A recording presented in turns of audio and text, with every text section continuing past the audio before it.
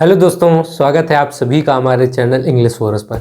तो आज हम कुछ ऐसे हिंदी सेंटेंसेस की इंग्लिश बनाएंगे जो हम अक्सर अपनी डेली लाइफ में यूज़ करते हैं और उनकी इंग्लिश बनाना कंफ्यूजिंग होता है। कंफ्यूजिंग क्यों होता है? क्योंकि ऐसे सेंटेंसेस में हमारा फ्यूचर टेंस भी यूज़ होता है, पास्ट टेंस भी होता है, प्रेजेंट टेंस भी होता है। मतलब जब 2-3 टेंस मिलाकर हमको एक सेंटेंस बनाना हो तो हम नहीं समझ पाते कि हम कैसे बनाएं। ठीक है, तो इसी चीज़ पे हम बात करेंगे। आपको वीडियो में बने रहना, वीडियो को शेयर सब्सक्राइब जरूर करना है। चलिए शुरू करते हैं एक सेंटेंस के साथ। ठीक है, जैसे अगर हमको कहना हो मैं कल नहीं आया था लेकिन मैं आज कक्षा में भाग लूँगा। ठीक है, तो इस सेंटेंस को हम इंग्लिश में कैसे कहेंगे? अगर इस सेंटेंस को देखें, ठीक है, तो इसमें वो क्या कह रहा है कि मैं कल नहीं आया था, ये पास्ट में हो गया, लेकिन आज मैं भाग लूँगा। ठीक है, तो ये एक तरीके से मतलब अभी भाग लिया नहीं है। ठीक, नियर फ्यूचर में वो आज के समय में ही नियर फ्यूचर में भाग लेगा, तो एक तरीके से सिंपल फ्यूचर में ये चला जाएगा। वो पास्ट सिंपल पास्ट में, ये सिंपल फ्यूचर में। ठीक है, तो पास्ट और फ्यूचर दोनों मिला के हमको ये सेंटेंस फ्रेम करना है, तो हम इसको कैसे कहेंगे इंग्लिश में? I did not come yesterday. ठीक है, but I will attend the class today. ठीक है, डिड के साथ नॉट लगाकर मेन वर्ब फर्स्ट फॉर्म में ये पास्ट इंडेफिनिट का नेगेटिव हो जाएगा। ठीक है, जो पास्ट की बात करेगा, और विल के साथ मेन वर्ब की फर्स्ट फॉर्म लगा के ये सिंपल फ्यूचर का टेंस बताता है। ठीक है, जो नियर फ्यूचर की बात करेगा। ठीक है, मैं ईमानदार था, मैं ईमानदार हूँ और मैं जीवन भर ईमानदार रहूँगा। ठीक है, इसको हम इंग्लिश में कैसे कहेंगे? अब देखिए, इस पूरे सेंटेंस को अगर हम देख रहे हैं तो इसमें पास्ट की भी बात हो गई, प्रेजेंट की भी और फ्यूचर की भी। ठीक है, तो हम इसको कैसे बनाएंगे? I was honest, I am honest and I will be honest for the rest of my life. ठीक है, वॉज ऑनेस्ट पास्ट का बता दिया इंडिकेशन, एम ऑनेस्ट प्रेजेंट का, विल बी ऑनेस्ट मतलब सिंपल फ्यूचर, ये फ्यूचर में फ्यूचर का इंडिकेशन दे रहा है। ठीक है, फ्यूचर में आप ऐसा रहेंगे। मैं तैरना नहीं जानता लेकिन मैं एक दिन सीखूंगा। ठीक है, इसको इंग्लिश में हम कैसे कहेंगे? देखिए, अगर इस सेंटेंस को हम देख रहे हैं तो इसमें ये समझ में आ रहा है कि नहीं जानता, ये एक तरीके से प्रेजेंट की बात कर रहा है, लेकिन मैं एक दिन सीखूंगा आने वाले समय में, तो प्रेजेंट प्लस फ्यूचर। ठीक है, तो इसको हम चलिए इंग्लिश में बनाते हैं। I do not know how to swim but I will learn it one day. तुम मुझसे प्यार नहीं करते लेकिन एक दिन तुम मेरे प्यार को महत्व दोगे।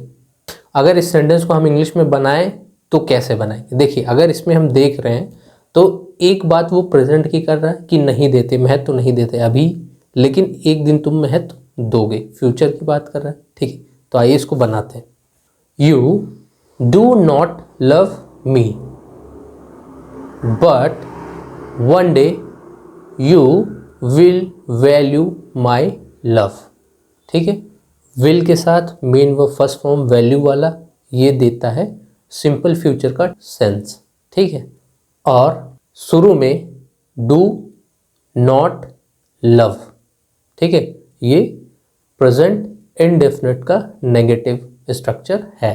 ठीक है, मैंने नौकरी छोड़ दी और अब मैं यूपीएससी की तैयारी करना चाहता हूँ।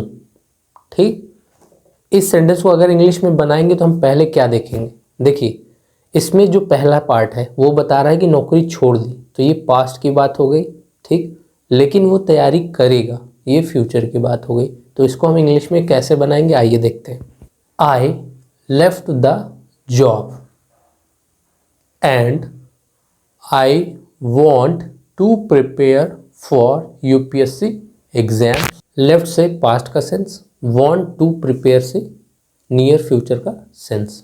जब मैं बोलता हूँ तो शब्दों में उलझ जाता हूँ, लेकिन मैं एक दिन धारा प्रवाह अंग्रेजी बोलूँगा। ठीक है।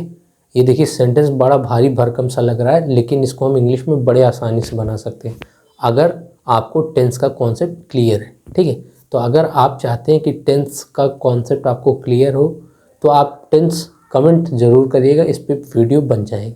ठीक है, तो आइए पहले इसकी इंग्लिश हम समझ लेते हैं। बोलता हूँ, ठीक है, इससे सेंस ये आ रहा है कि एक रूटीन की बात हो रही जो अभी इसकी प्रेजेंट रूटीन में ये चीज़ है। ठीक है, लेकिन एक दिन ये ऐसा धारा प्रवाह बनेगा तो ये फ्यूचर की बात हो गई, तो प्रेजेंट और फ्यूचर का कॉम्बिनेशन हमको इसमें बनाना है। ठीक है, I fumble for words when I speak English but one day I will be fluent in English speaking. मैंने उसे अस्वीकार कर दिया लेकिन मैं उसे अब हमेशा याद करता हूँ। ठीक है, अगर इस सेंटेंस को हम देखें तो इसमें क्या है, एक चीज़ पास्ट में हो चुकी है और एक प्रेजेंट की रूटीन बता रहा है कि वो प्रेजेंट में उसे याद करता है। तो पास्ट प्लस प्रेजेंट का हमको स्ट्रक्चर बनाना है। आई rejected him but now I always remember him.